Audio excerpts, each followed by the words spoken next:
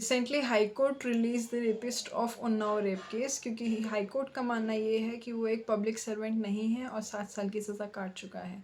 वैसे तो उसे आजीवन कारावास मिला था, लेकिन क्योंकि उसकी कंप्लेंट के अंदर उसे एक पब्लिक सर्वेंट लिखा गया था और वो पब्लिक सर्वेंट नहीं है, इसीलिए उसे रिलीज़ किया जा सकता है, ऐसा हाई कोर्ट का मानना है।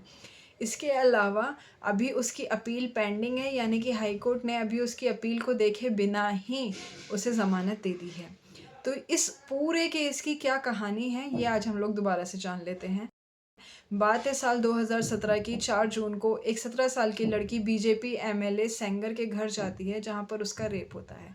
उसके बाद में उस लड़की का 11 जून को दोबारा से किडनैप करके गैंग रेप किया जाता है कई दिनों तक। जब जून जुलाई में उसके घर वाले पुलिस स्टेशन के चक्कर काट रहे थे, अपनी बेटी के लिए इंसाफ मांग रहे थे, तो लोकल पुलिस ने उनकी एफआईआर दर्ज करने से कर दिया मना।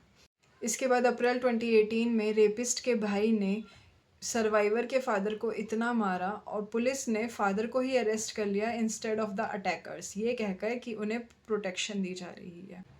अप्रैल 3 को ये केस हुआ था, लेकिन इसके बाद भी जब उसके पिता को पुलिस कस्टडी से नहीं छोड़ा गया, तो लड़की ने जाकर सीएम योगी आदित्यनाथ के घर के आगे अपने आप को जलाने की कोशिश की। अप्रैल 8 को उसने जलाने की कोशिश की ही थी कि अप्रैल 9 को उसके पिता की पुलिस कस्टडी में ही मौत हो जाती है इंटरनल इंजरीज़ की वजह से। तब भी पुलिस ने और उसकी सरकार ने जब ध्यान नहीं दिया, तो 13 अप्रैल को मैसिव प्रोटेस्ट होने की वजह से ये केस सीबीआई को टेक ओवर करने के लिए दिया गया और तब जाकर कुलदीप सिंह सेंगर को पहली बार अरेस्ट किया गया। 1 साल तो सिर्फ अरेस्ट करने में लग गया, लेकिन सज़ा पाने में अभी और 1 साल बाकी था। बात आती है 2019 की। सर्वाइवर अपने लॉयर और अपने 2 रिश्तेदारों के साथ में कोर्ट जा रही थी, तभी रास्ते में एक ट्रक ने उसे टक्कर मार दी, जिसके अंदर रिश्तेदारों की वहीं मौत हो गई और सिर्फ सर्वाइवर और लॉयर बच पाए, लेकिन वो भी बहुत ही घातक इंजरीज़ के साथ में। ट्रक की पहचान करने की कोशिश की तो ट्रक के ऊपर एक ब्लैक कलर की लाइसेंस प्लेट लगी हुई थी, तो उसका कुछ पता नहीं चल पाया। लेकिन हमें क्या, हमें तो सिर्फ वही चीज़ें माननी होती है ना जिसके लिए सबूत होता है, और क्योंकि सबूत नहीं था तो वहाँ पे भी जो क्रिमिनल था उसे क्या सज़ा मिलनी थी। अगस्त में ये केस दिल्ली हाई कोर्ट में ट्रांसफ़र कर दिया गया था, लेकिन फिर भी सज़ा मिलते-मिलते दिसंबर में जाके ये प्रूफ हुआ कि हाँ, इसने ही रेप किया था, और रेप करने के बाद में कुलदीप सिंह सेंगर को आजीवन कारावास की सज़ा दी गई। और ये कहा गया कि ये तो रेप की सज़ा थी, लेकिन जो पिता की मौत हुई थी, वो तो एक अनकल्पेबल डेथ थी, यानी कि इंटेंशन तो नहीं था कि मारा जाए, लेकिन वो हुआ क्या कि गैर इरादतन मौत हो गई। मारा तो सिर्फ चोट पहुंचाने के लिए था, मौत तो चोट से हो गई, वो एक इरादे के तौर पे नहीं हुई थी।